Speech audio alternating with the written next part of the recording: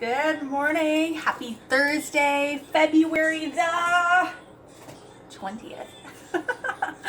Last school lunch of the week. And I thought, well, we better use up our pineapple for this school lunch. Oh my gosh, does that not just look like the most beautiful, perfect pineapple you have ever seen?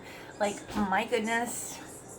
If you think pineapple, like this is the color I imagine when we're talking about pineapples. So how do we prepare it? Well, actually, let's go backwards. When you buy them in the store, they're going to be green.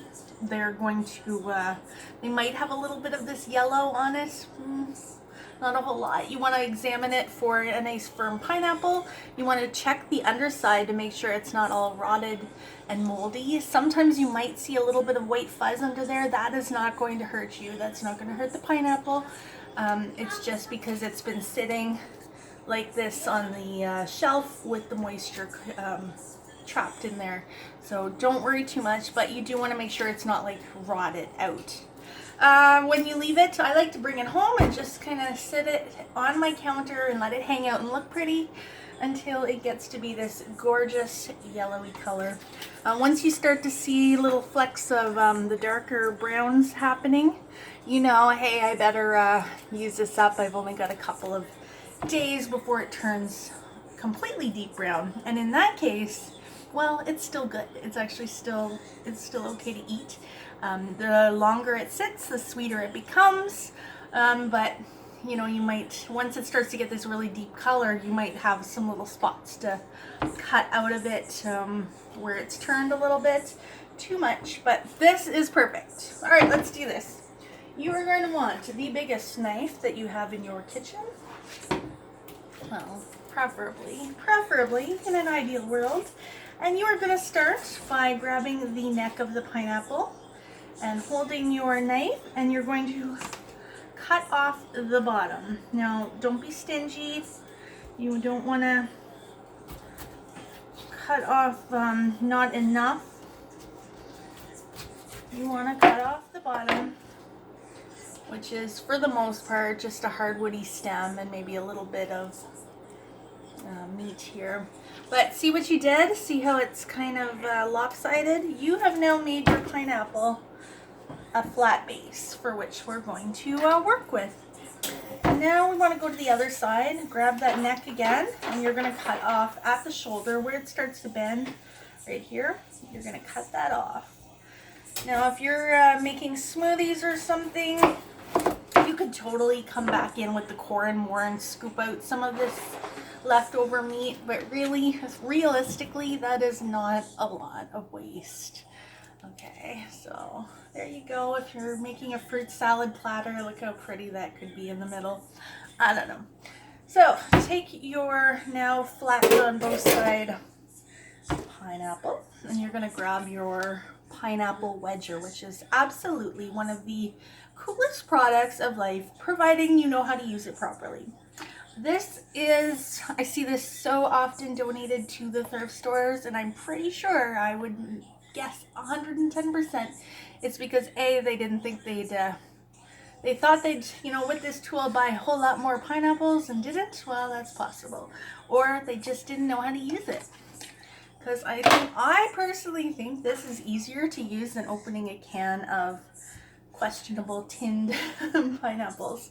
Okay, so line up the core with the core in the pineapple, and you're just gonna start rocking. Like, see that? We're making that kind of a motion. Just rock your way down the pineapple. It's not a lot of pressure. You might have to put a little bit of your weight on it. Just keep rocking.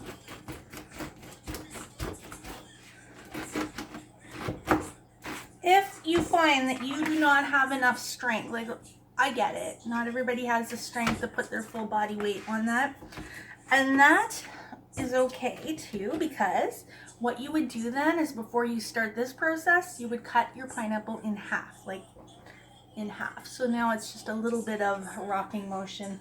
So once you reach bottom, like we have, you're going to grab your cover, lift your pineapple, onto the base, line up the handles. See there? Line up the handles. You should be able to feel them underneath your handles here. And just complete your cut. Okay, complete your cut. And very quickly and easily you have removed the good stuff of the pineapple. Again, if you're making smoothies or something, maybe Jello salad, you can totally go in and scoop out some of that meat that may be left over. Maybe not. And then we just pull it out. Whoops. And you're left with that hard woody core, which you can do one of two things. I mean, for the most part, it can go in the compost, or if you're doing like an infused water, you could stick this into your bottle or even freeze it and stick it in your bottle as an ice cube to get some of that delicious pineapple juice. But this part is completely inedible. I mean, it's woody, it's hard. You're gonna wanna not consume that. All right, so that is that.